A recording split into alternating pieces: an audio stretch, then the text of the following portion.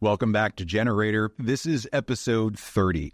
And I got to tell you, my face hurts from smiling for the past hour. I've just been on an interview with Angelia Malbrew. And now Angelia is an amazing person. She's a portrait photographer out of Arizona, and she is a firecracker. She is nonstop energy. This conversation doesn't have a pause in it, and it's phenomenal. I love what she brings to the table.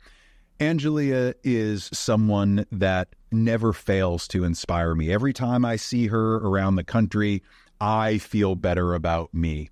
This is the effect that she has on everybody. So, unbelievably wonderful person, an incredible story to tell. You're going to hear all about it. We talk about her photography. We talk about the products she designs. We talk about how she uses analytics in her business. We talk about a 40 over 40 campaign. We talk about her speaking circuit. There is nothing that this woman can't do. I cannot wait for you to hear what she has to say. So without me rambling on anymore, let's get into episode 30 with Angelia Malbrew.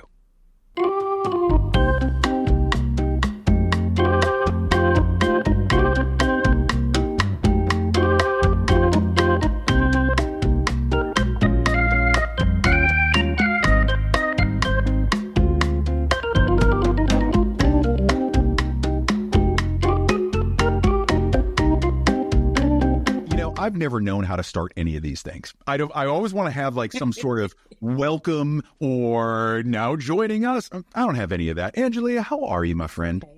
I am so good. I'm so honored to be here with you today. And I feel like we are about to take all the gloves off and we're just going to get down to the nitty gritty. I'm so excited to be here. How have you been in the past couple of weeks since I saw you last?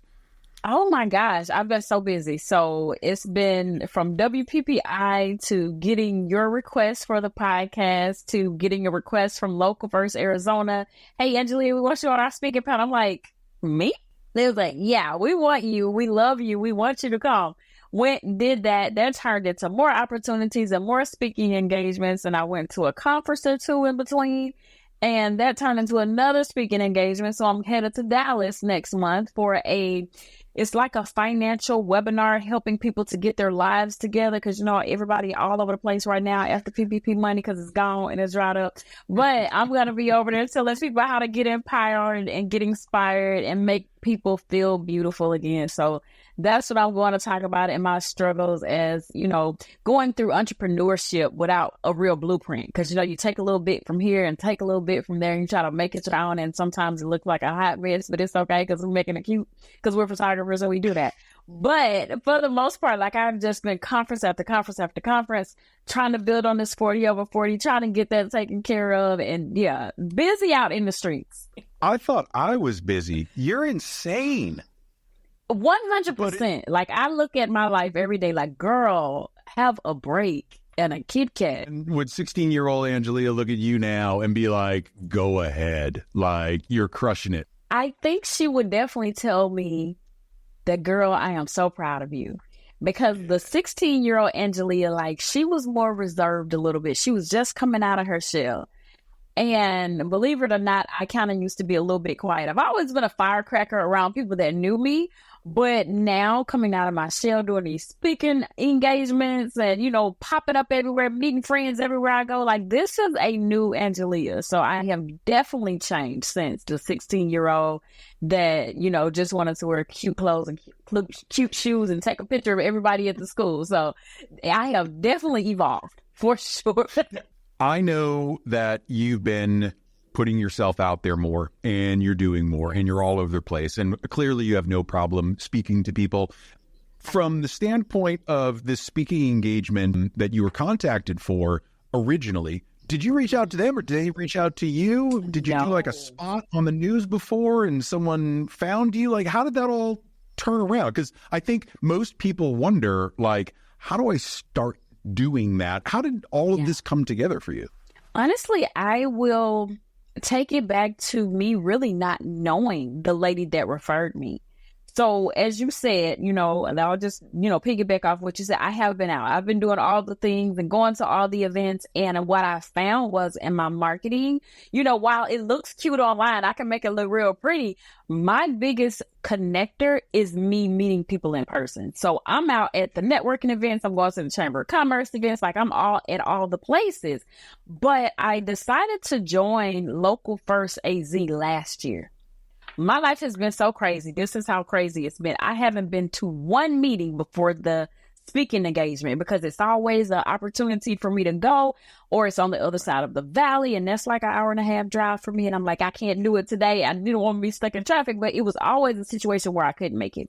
And so when the lady called me, she was like, Angelia, we have this amazing opportunity. And I just want to know, are you available? And it was like a month or so ago.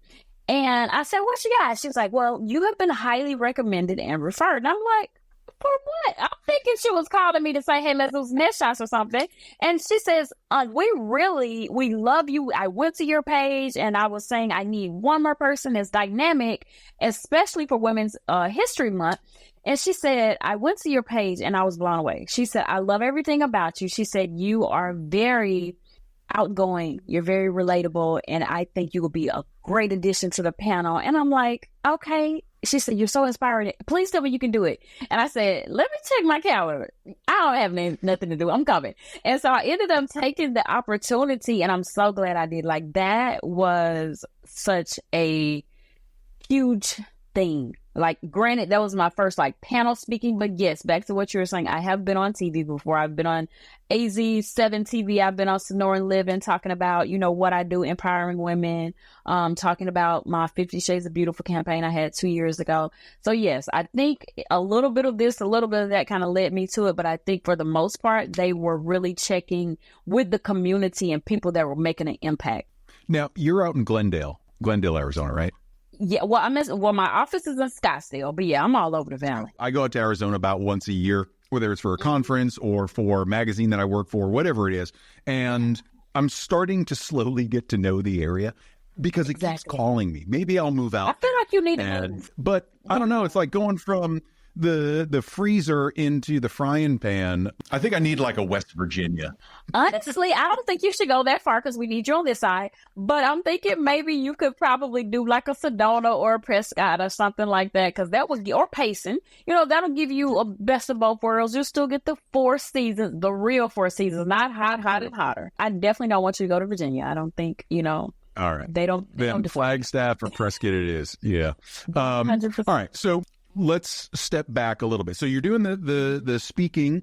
How do you like it? Do you find that you've got a keynote that you like to give, or is it just you like to ad lib? I know there's a million different ways to do the public speaking circuit, and there are people that, will go out with a keynote and they talk about the same thing in a slightly different way every time, but there's the one message that they have. I know you're big on empowering women. I know you're big on entrepreneurship. Is there one focus that you're being asked to talk about, or do you get to determine that and you're just asked to speak and you say, great, I'm going to talk about X, Y, or Z? Yeah, well, it really depends on the platform. The Local First AZ, it was all about empowering women. And then little did I know it was going to be men in the audience too. So I actually had men to come up and tell me that they were inspired. So now we're going to add men to the checklist that I'm inspiring them too. So some people are sending me requests to say, hey, if you want to talk about X, Y, or Z, it's cool. Or you can bring your personality, bring yourself and talk about whatever comes up to you. But we want to do either empowerment or business. So it ends up being one or the other that I end up talking about. And a lot of times I am often led to share my story, which really inspires and empowers people about my stint with cancer. And so that really helps people to identify why it's so important for me to be so heavy on the empowerment, whether it's for men or for women. So I think once I start my story and then they start asking questions, it kind of just goes. And it's easy. Well, you got an open mic right here. Let's talk about your story a little bit. So let people get to know you. For those that don't know, I moved here to Arizona 13 years ago. And I moved here with 2 suitcases And I'm from Mississippi originally, and I never looked back. And once I got here, I started working for JP Morgan Chase, loved my job, and I felt something was wrong with me. I knew my body was off. I thought, hey, I'm extra tired. And hey, my skin is really dry. I'm losing my hair. What is going on?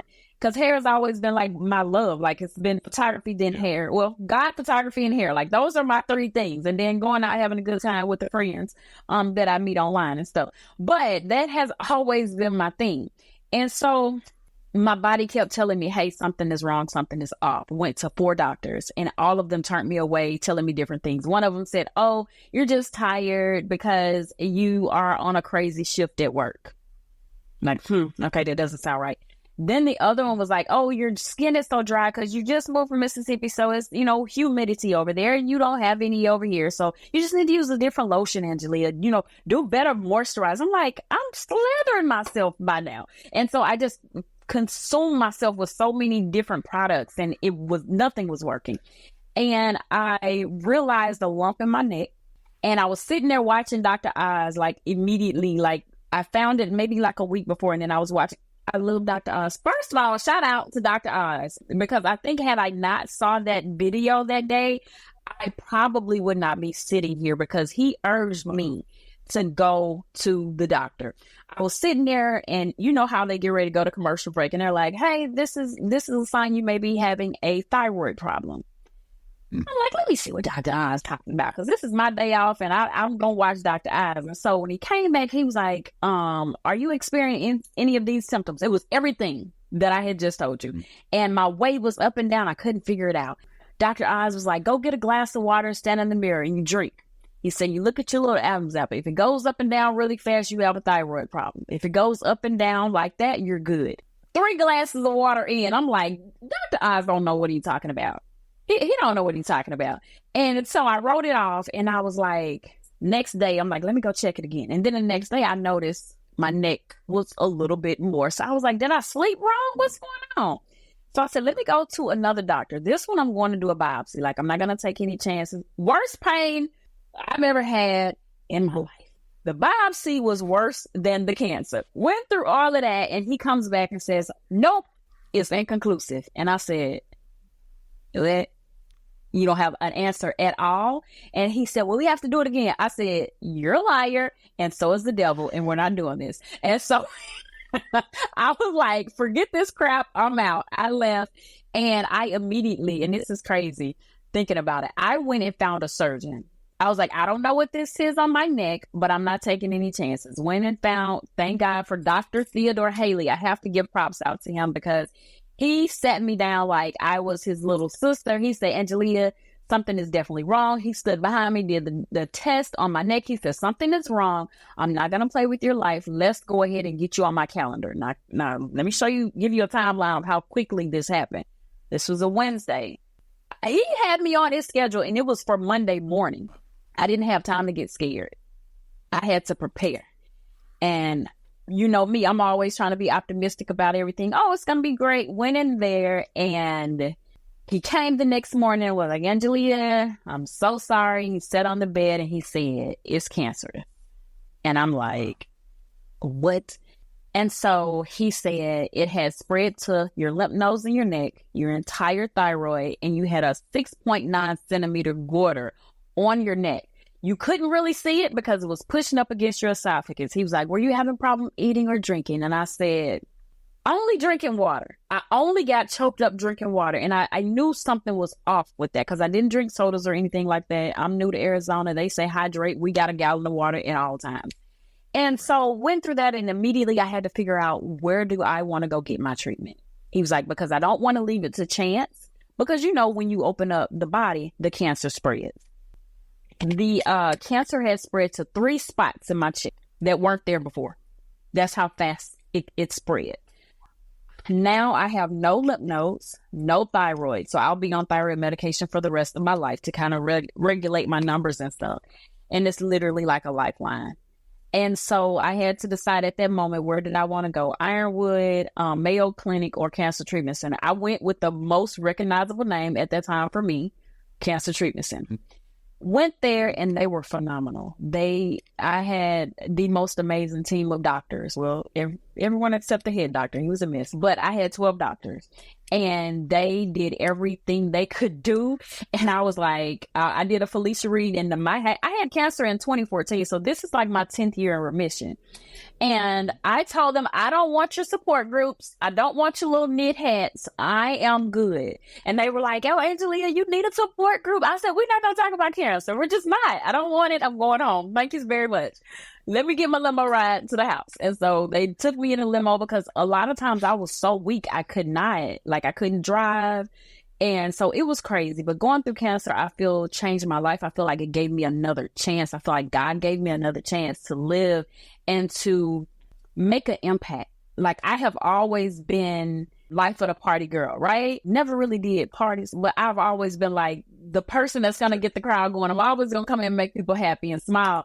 But I feel like because this almost took my voice, it was just that crazy for me. And it's like, now I have another opportunity, a second chance at life. So absolutely, I'm going to be at all the things you're going to be at. We're going to have a good time and I'm going to see the people. So that's where I'm at now. I'm all about empowering, educating people and letting them know if your body is telling you something, if you feel off in any way, like, I don't care what it is, like, go get it checked out. And if they keep telling you no, go to another doctor, because sometimes people, I'm not going to say all doctors, but some doctors, they will write you off and let you and say, hey, this is not what you're feeling.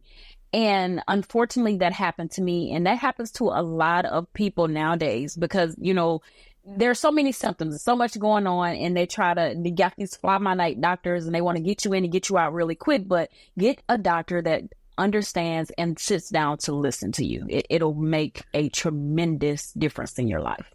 It's an amazing story that you have, right? And it's one that, unfortunately, as I get a little bit older, I'm hearing more and more. The thing that has always separated folks for me has always been mindset. The mindset of I'm going to advocate for myself, or I'm not going to give in to the negative. This isn't the end of my life. Those are the people that are like, whatever comes my way, I'm going to deal with it. I'm going to move past it. And I'm going to have another, 20, 30, 40, 50 years ahead of me.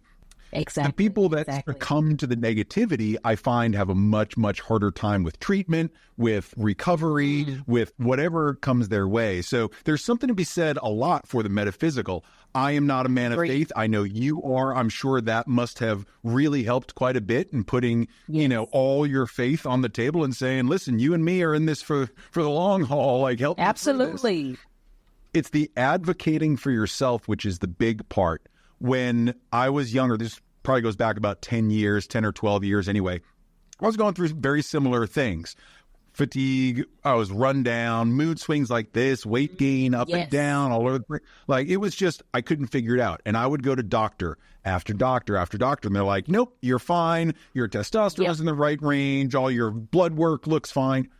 After 10 years of that, and a divorce and severe depression and all the things that go along with it, I finally found a doctor that listened and said, all right, let's take a look at this. And she's like, oh, you've got Hashimoto's disease. Your thyroid's way out of whack.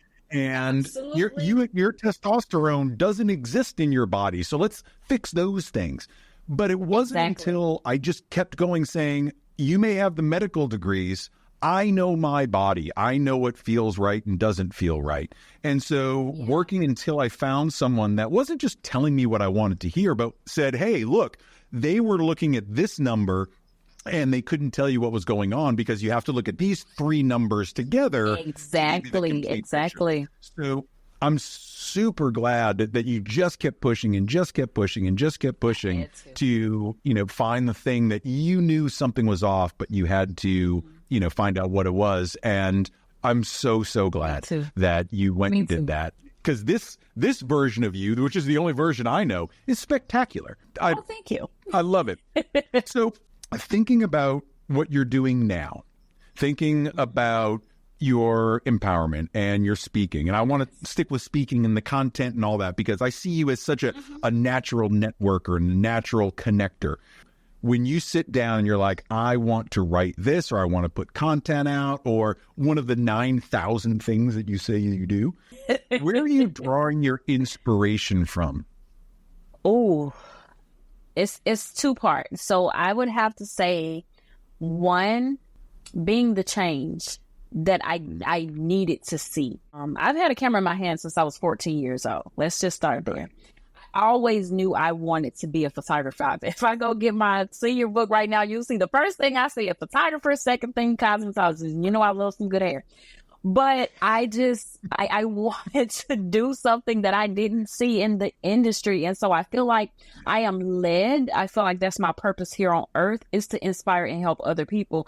So when I write something online, or when I go online and I do a video, it's because I know I need to show up for some little girl that doesn't see a representation of her, whether it be white, black, brown, green, purple, or plaid, or a little boy that may say, hey, I want to do this, because you never know who you're entertaining. And I always live my life like that, to say, no matter what, I try to show up as my most authentic self, because that's going to go, like, it's going to outlive me. I want to be able to live a legacy and leave my stamp on this earth that says, you know what, you can do it. And it doesn't matter what you look like you can do this. Because, like, I'm just a little girl from Mississippi, from a little dusty country road, you know, Mississippi, like the same little town as Oprah Winfrey. And so to be able to see Oprah and Whitney Houston and all of these people, like, they inspired me as a kid to just keep going. And to see and hear people tell me now as adults, like, Angelia, you inspire me. Like, that's mind blowing to me. So that's my journey. And that's what I plan to do, is to keep doing that. And the other part, I would have to say my faith, because I've always relied heavily on my faith to get me through. Like, I grew up apostolic and grew up in the church and stuff, but I feel like had I not had this mindset shift, I wouldn't be where I am today. I'm just grateful for all the things. Like, no matter what comes my way, like, I'm going to take it and we're going to ride it like a Harley out in the sunset. It comes across in everything that you do. And, you know, your colleague there talked about your website, and I was looking at it earlier, and yeah, everything about it. One, it's a gorgeous looking website. Two, like, your personality jumps off the page in everything, in the copy, in the images, in the portfolio images of your clients, where they're just absolutely gorgeous. And you can tell that there is trust, that there is empowerment, that people feel awesome in front of you. And not a lot of photographers nail that, right? So agreed. There's a lot of photographers that can take beautiful pictures, but I'm a big believer in the connection part. And one thing that is repeated over and over in your work, and I want to talk to you about the 40 over 40 project. And is it 40 over 40 or are you doing 50 over 50? Where are you? I'm doing 40 over 40 this year. We're still going to welcome all the 50 plus, but I definitely want to focus on the 40 over 40 this year, for sure. It's such a demographic that is underserved. And, you know, you get to this point in your life where you're not feeling all that great about yourself and you want that little bit of renewal. I know that there are other photographers that do this campaign, but I want to talk about you and how you approach it a little bit differently, because you've gotten some great notoriety for it. So what is it that your clients are seeing, or how are you doing it differently that is causing such, you know, causing you to get noticed so much? Honestly, I will have to say, depending on where I go. So if we're doing something on social media, like, I'll have people to slide in my DMs, or if I go to an event and I literally pull out my work or pull out my magazine and I show people what I do and I tell them why I started doing the 40 over 40, which is a great story. I turned 40 2 years ago, but I'm still 25. And I decided that year that I wanted to do something that was impactful. Like, I was like, I want to do something big for my 40th, but I don't want to have a party and invite all of these people and spend all of this money on food, and for people that don't appreciate, love, and value me. Because, you know, sometimes you get a lot of people that want to come to the party, but, like, where are they when you're going through life? And I was like, I want to do something different. And so I said, let me hop on this 40 over 40 train. I want to make it my own. 40 was very significant for me because a lot of people don't know. The people that don't know me personally, I lost my dad when I was 18. He tragically got murdered. And that was the day of my prom, and he never lived to see 40. So he passed away at 39. And when I turned 40, I was like, God, I made it. Like, that was a milestone for me, because I had just got through cancer at this point. And I'm like, man, if I have this opportunity to do half the things he did by 39, I'm headed to 40. Like, I want to make an impact on other people's lives.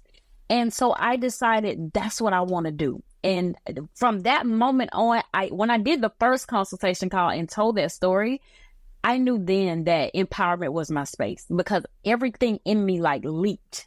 My entire soul just like got excited. And I'm like, I need to do this for other people. And that's why this is so important to me. Whether I book another client that's 39 and a half or not, like I want to be able to empower women that don't always get the limelight. Like, I don't want the people that are on TV all the time. I want the people that, you know, they're holding down the household for the kids, and they're doing all of this stuff. They're taking care of the mom. And because, you know, our generation, we're taking care of moms at this point. If you're still blessed to have your mom. And a lot of people, they don't get the notoriety. They don't get the light. They don't get the love that they need. And for me, it's always been about love. Like, I will love on somebody all day long, because that's just my personality. That's the way I was raised. It's to treat people right and do people right, because you never know what battle somebody else is facing. And so I always wanted to be that change. And for me, that's just everything. If I could do this for the rest of my life, like, that's what I want to do. Have you noticed any common threads between the women that are coming? Like, for example, and I talk about this almost every podcast because I love the concept so much. Mitzi Starkweather does raw portraits. And the trend was people were coming in and they didn't want hair and makeup. They didn't want fancy clothes. And it was all about just raw emotion, right? So she said, let me turn this into something. For you with the 40 over 40, I'm wondering, are there trends in the types of women that you see coming through? Meaning they're generally feeling bad about themselves, or they've never done a photo shoot before, or, you know, has there been a trend, a similar thread that weaves through all of them that you can pull out and say, yeah, this is pretty much every client that comes to me has this thing going on? Is there anything like that, or is it random? Absolutely. Absolutely. It's two things, actually. It's one, a lot of women haven't done anything for themselves in a while, and they just need something. They don't know what that something is, but when they step in front of my camera, they're like, yeah, this is it. And then when they begin to cry, oh, that's it. I know I got them. That's it. That's it. And the second thing is good crying, right? It's good crying. It's always good crying. Like, they are so happy about the way they see themselves because they haven't done anything in a while. And maybe they put on some weight and they didn't feel beautiful before. Or they'll say, I want to wait till I lose this weight. What we doing to lose this weight? And then they'll start laughing. And I'll say, girl, just come on. We'll change the lens out. We'll be fine. And they end up loving what we create. So that's everything for me. And the second thing is they see other women that do it. And I tell them there is no perfect time. The perfect time is now. And so me telling them that, and I think with me being able to connect with people and meet them, and I hate this phrase because people say it all the time, but I used to say it's so stupid. But now I'm finding myself using it more. Like, I meet people where they are. That is so stupid. I hate it so much. But like, for me, I'm doing what our mentor Sue has always told us. Like, you go talk to the person in the room that nobody is talking to. So when I meet a lot of these women, like, society has even ignored them. And so when I talk to them and I say, hey, let's have a conversation, like, they are so open to that because nobody is having a conversation with them. Like, I want to talk to the janitor. I want to talk to them because those people are the ones that need it the most. They're taking care of everybody. But people rarely stop and have a conversation with them. Like, those people have the most amazing stories. And some of them are there on a second or third job because they're trying to take care of family, because God knows everything is so expensive right now. And so I want to talk to that person that nobody is paying attention to. So that's where I go with my little thing. The most interesting stories, the most engaged that I am, is when I talk to the person that's serving me food. I talk to the person that's, cleaning up, the caterers, the folks that at the airport that are emptying trash, right? People that are unfortunately invisible in society. I find that the people that are most interesting are Uber drivers, cab drivers, right? You start talking to them like, oh yeah, I was a doctor, but I didn't really like it. And so now I'm just driving an Uber because it gives me the flexibility. Like, tell me about how you got from A to B. Like, I love that. Yes. In talking to you, my heart goes like this and my energy comes up because you get me going and I just want to talk and talk and talk and talk and talk. You have this way about you that just draws that out of folks. And I can only imagine how much fun it is. Yeah, but you know what I'm saying? Like, I don't do these big campaigns like you do. And it's got to be so much fun for you in the studio to have this happen over and over. And we all connect in different ways, but to be immediately impacting the women in your area, raising up that collective self-love and giving them that gift of being seen has got to be just so fulfilling. It's got to feel so good at the end of the day, no matter how exhausted you are. Exactly. And I think because I am so high energy and I put so much into making them feel beautiful and amazing and special and seen, by the end of one shoot a day, like, I need to go take a nap.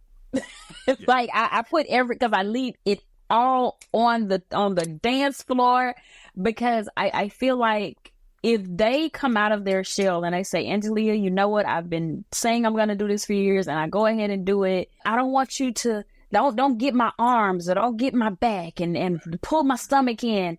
And when I show them how amazing they look, like, it's a feeling that I can't even begin to articulate. But and the fun fact about all of this is my biggest clientele are not even in Arizona. You market yourself essentially as a travel luxury branding photographer. And absolutely, I want to know more about traveling and marketing in different areas and how are you doing that? How do I do it? There are two parts. It's always two parts. From an early age, like, I traveled. Like, we traveled to California, we traveled to Illinois, we traveled to Florida and stuff. And so seeing that as a kid and seeing my dad be an entrepreneur, like, he was always on the go every single day. Like, he was working. So he was from the old school, where he went out, knocked on doors and got clients like that. So the drive for me is different than everybody else. Some people say, oh, I'm just going to run some Facebook ads and see what happens. Me, no, we're going to get out and talk to the people, because I feel like I need to be a bridge builder in the community, because somebody needs to know about what I do and I need to go and be a wing woman for somebody else. And so everywhere I go, I try to make an impact. So when I go to these conferences and things, I connect. I am a networking, connecting maniac when I get in there. And I try to leave a mark with them that say, you know what? I love her and I also want to tell somebody else about her. So case in point, this last International Leadership Summit that I went to in Dallas, I go every year.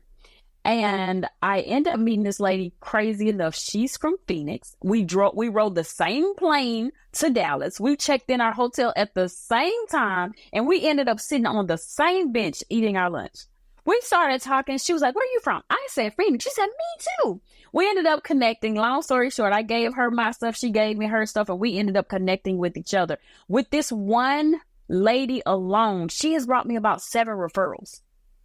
Since then, like, she gave me 5 at the event. She was like, I'm gonna get your 40 over 40 fill for you. And then I talked to her yesterday and she's like, oh, I probably have about 4 more girlfriends for you. So it's like people like that I'm naturally connected to. So I don't even have to do the heavy lifting. Like, if I never ran another Facebook ad again, I would be fine, because everywhere I go, every state, you're going to hear about Angelia Malbrew photography. You're going to see what I do, and I'm going to show you how I can change your life. And I think they just fall in love with me, and the photography is a bonus.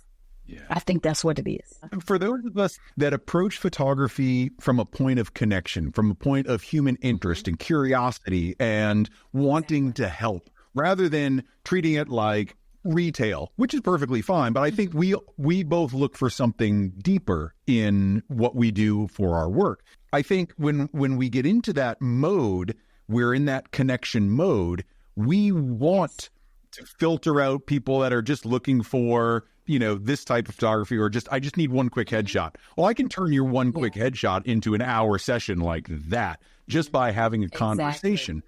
And I love the fact that no matter where you go, you're connecting, you're networking. I've seen it in action. You're a force to be reckoned with. And I mean, it's how we started.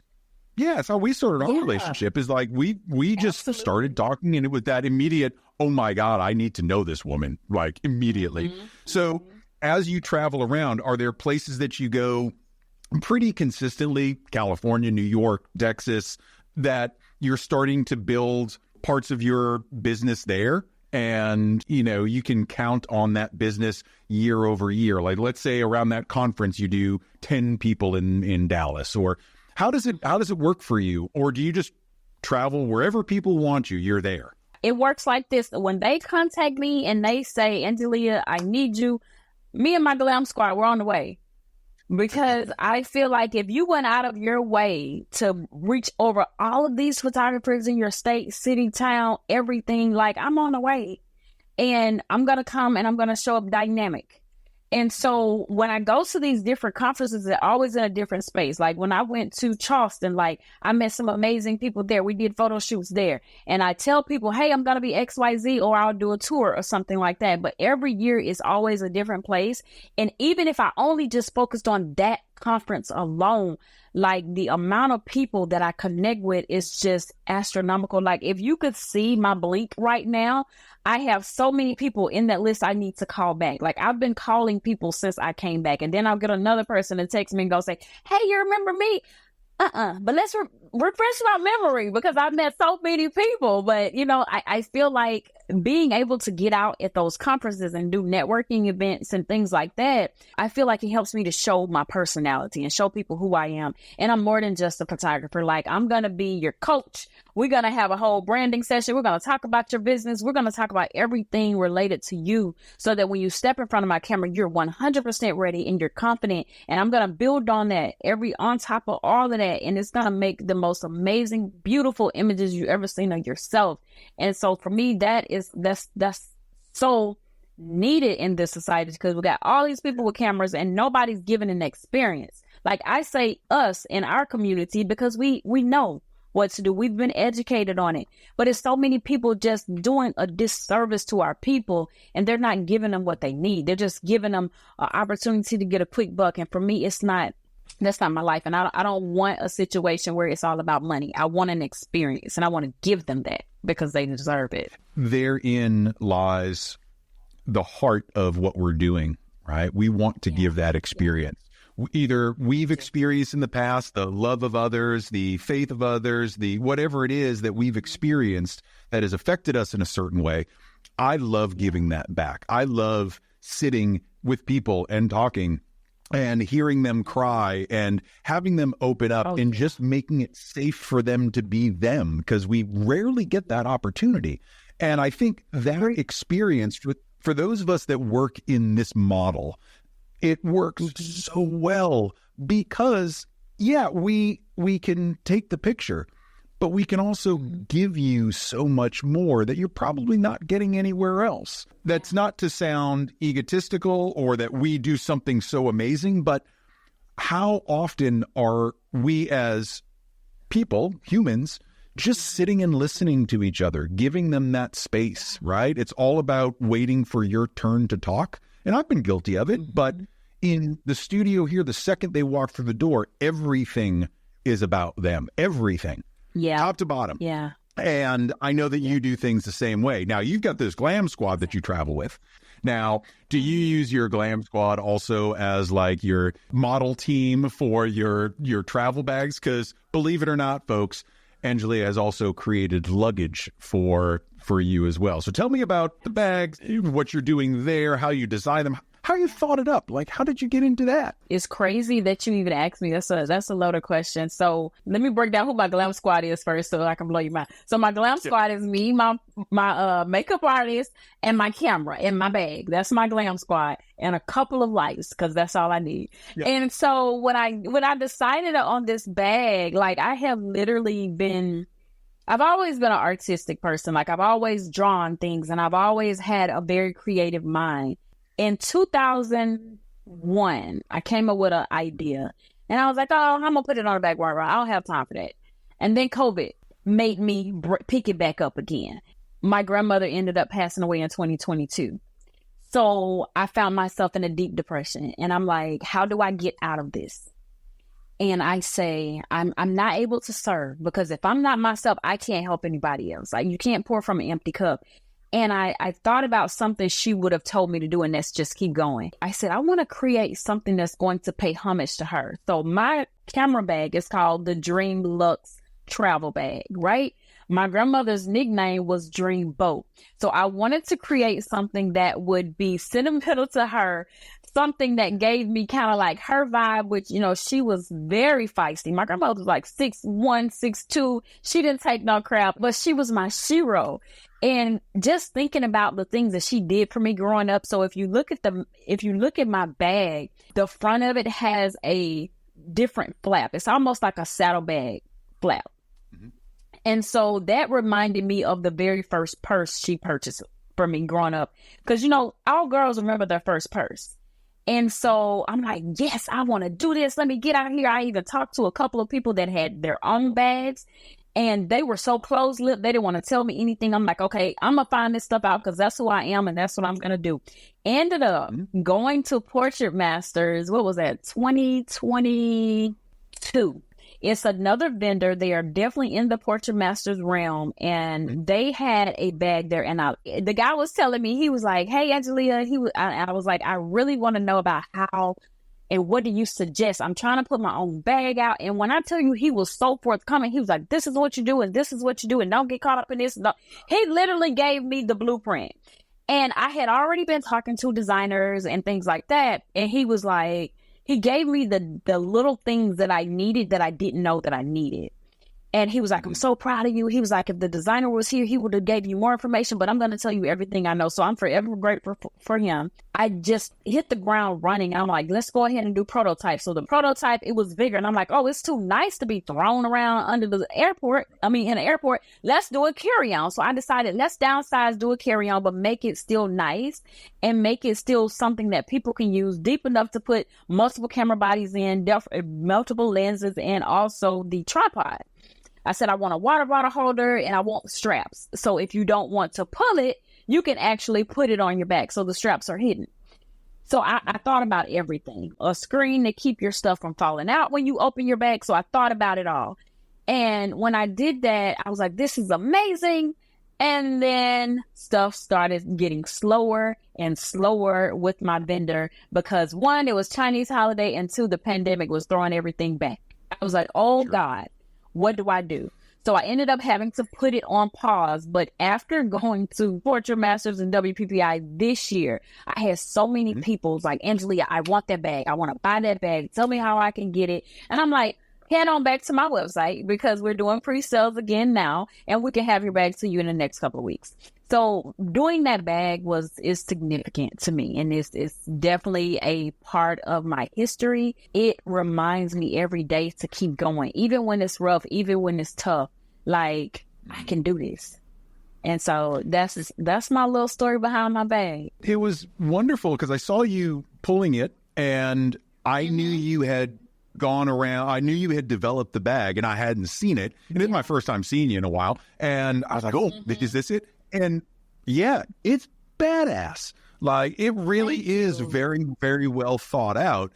And so I'm super glad that, you're doing the pre-sales again and that people can check that out because I'm super excited to see where this goes because I can feel your passion behind it when you were talking about it. I want to see nothing but success for anybody that feels passionate about anything. We both have this passion for creation and content, and we're learning and we're creating and we're making videos and we're making websites and we're making bags, for God's sakes, and we're doing all these things and podcasts and things.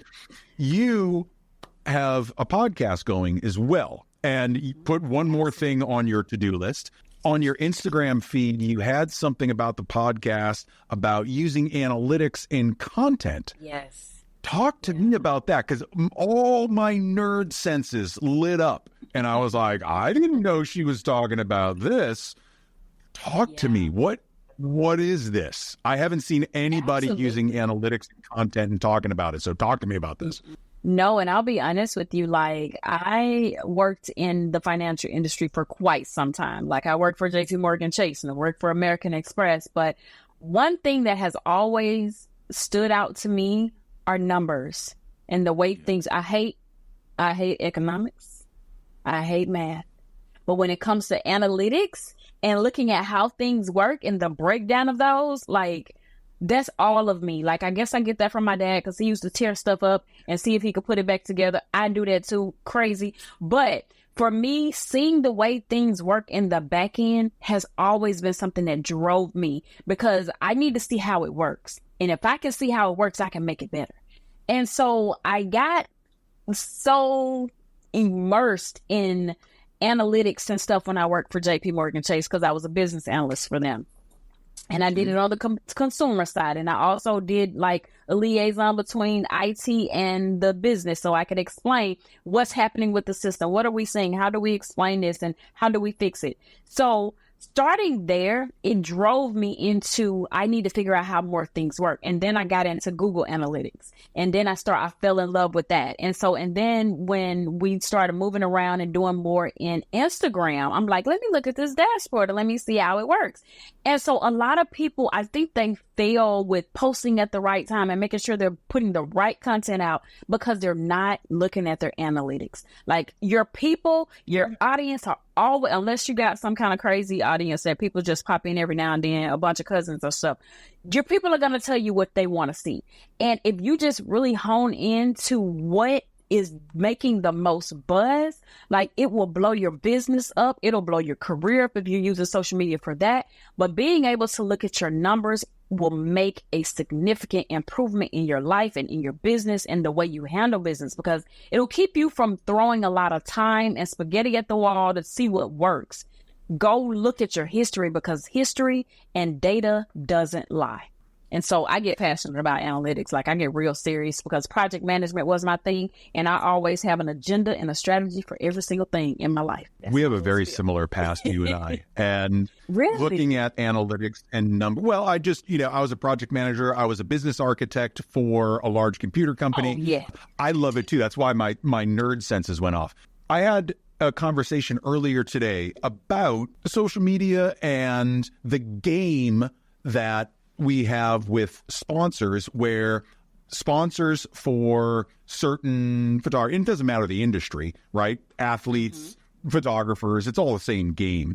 That sponsors look at numbers of followers, right? And it's such a red herring. It's such a false flag to look at a follower count rather than engagement, right? And I talk to Johnny Edward about this all the time. The normal engagement rate is what? Somewhere around 1 or 2% on post, right? That's what you can expect.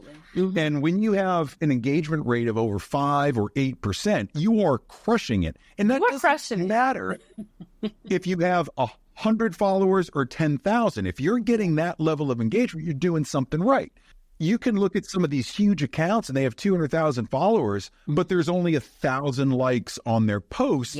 You're like, you've got nothing in terms of engagement. Nothing. So it's those analytics that give you insight to how am I really doing? It's not what people think. You have to dig deeper. So what are your go-to things that you look at when you're determining, is this working or not? You know what? And I'll look at it the way, and I'll go to Instagram because I want to tell you exactly. I look at it the way it shows on Instagram, right? So the biggest thing I look at are shares and saves. So if people are saving this content, is key. If they're sharing it, like they like you enough to tell somebody else, that's really good. I don't care about the likes. Show me what these people are doing. How many times did my stuff get shared? How many times did it get saved? Because that means it was so valuable to them that they're ready to come back and like it again or come back and share it again. That means they're going to follow. 9 times out of 10, most of the people that are sharing and saving it, they're going to come back and they're going to be like your evangelist when it comes to sharing and saving your stuff. And I feel like that drives up more engagement because you don't know who that person is sharing it with. And so it just becomes a cycle. And I look at that the most. While I do like likes, but it's the comments. And what are people saying to you in your inbox? Like, are they communicating with you? Are you leaving enough cliffhanger that people say, hey, I want this. Tell me more. Or are they just scrolling back? Because, we scroll the Eiffel Tower every day on social media. If you're making enough impact, they're going to stop and have a conversation with you, or they're going to pick up the phone and call you, or they're going to look in your bio and figure out 1,000 times how many times they can figure out where you are. So I've seen that. Like, I was looking at my dashboard today, and I'm like, just today, 3 people looked at my location, my map. So they are really, they're engaged, and they're trying to figure out more about who is Angelia. As you dig into Google Analytics, what do you think the biggest mistake is that is it that they don't use Google Analytics? Or is that because it's a beast, right? It's massive. It is. I mean, you can really lose your mind getting into Google Analytics. What's your favorite go-to in there? What are you looking at? Is it page impressions? Is it unique visitors? Is it, time on your page? Is it, conversions? Where are you when you dive into your Google Analytics dashboard? What are you looking at? I actually had it up because I was looking at it this morning, oddly enough. The biggest thing I look at, like, I'm going to look at my traffic, but I'm also looking at what are the pages that people are visiting the most? How long are they staying? What are they clicking on? Are they staying long enough to make a educated decision? Where are they going after that? Because I also sometimes use Hotjar to see where are people leaving. Because, like, I really get deep in that thing. Yes, let me see where people are. What are they clicking on? Where are they leaving? Like, where am I losing their interest if it's a low engagement month? Like, did I put a new image up that people aren't resonating with? Or did I use some different keywords that drew people there, but that's not really what they wanted? So I think it's really important to be honest with yourself and with your audience and really showcase what you want to be known for, what you want to let them know that you can do for them, and also leave enough information so that not only Google can crawl, but when you put your website and your stuff out there, make sure you're using alt text and things like that so that it can draw people back to you. I love my analytics, but I admittedly don't spend enough time in it on a consistent basis. I'll do it like once a month, twice a month, but I'm an SEO geek, and I will check my SEO all the time, right? And I've got all my little bag of tricks, and I do all my things that part of it I want to keep to myself. Part I want to spread the word just so people get help. But you had mentioned Hotjar earlier, and I really wanted to jump on that for a second. So for people that don't know, Hotjar is an application that you can install that is going to give you what's called a heat map on your website. And it shows you where people are clicking. And if it's, a place that they're clicking a lot, it'll show up as red. If it's just like, cooler and it's not as trafficked, it'll be blue. So it gives you a good indication on your website how the structure works, and is the content converting the way that you want? Are the buttons that you're putting in place, are people actually clicking on it, or are they clicking on a picture, right? So it's a great way to understand your visitors.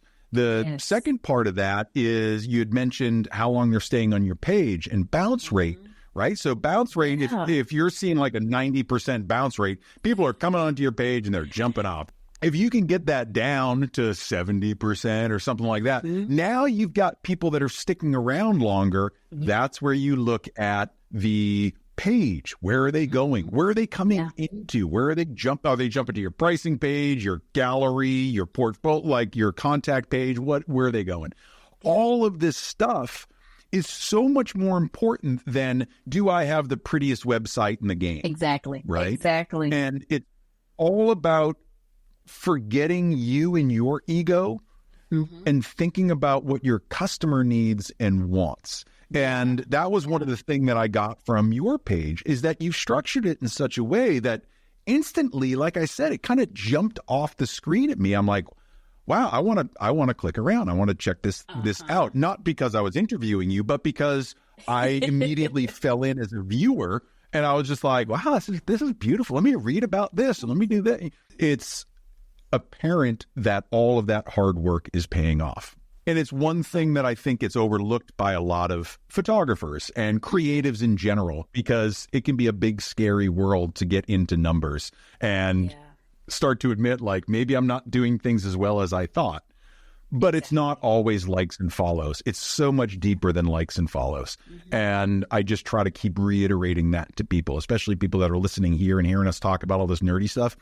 It's not about likes and follows. So that podcast, is that something that you're doing regularly, or is that just the topic of one episode? I saw it and I didn't go down that rabbit hole too far, but it was one. That was one episode. Yeah, I'm on YouTube at youtube.com/Angelia Malbrew Photography. Honestly, that's my handle everywhere except TikTok, and that's Angelia Malbrew Photo or something crazy like that. But I'm getting ready to get rid of TikTok. Yeah. We don't know where it's going. I'm not going to try to force too many people to go over there and hang out because my TikTok is trash. But on my YouTube channel, I try to do one every single Friday. Now, when I went to the convention the other day, I missed that Friday. So I'll be uploading that one today, and we'll have another one on this coming Friday. So every Friday, I'm going to try to keep it interesting, having a new topic, because there's so much I want to talk about, so much I want to share. And I feel like a lot of people, their businesses are not failing because they're bad people. Their businesses are failing because they have a lack of information and education on things. And so I feel like I was put here to educate and help and train people and tell people the things to do.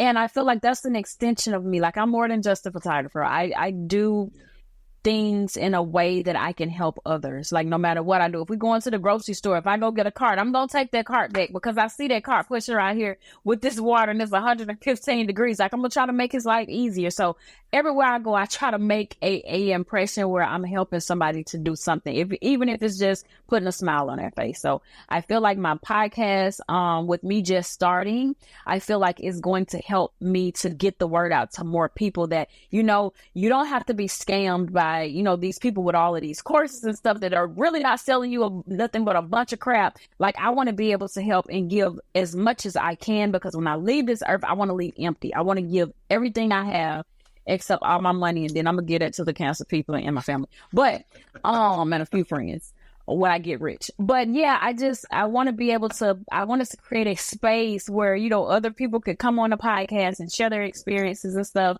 And also, I wanted to be able to give some of my knowledge away, because I am my friend calls me all the time. She's like, you are a student of learning. You are forever learning. She was like, if there's a conference, you're for the conference. I said, absolutely. Because what I don't want to do, I will forever be a student. I don't want to live this life and feel like I know everything, because there's so many new things coming out, AI and all of this stuff. Like, we have to stay aware, especially in the industry that we're in. We have to stay on top of it.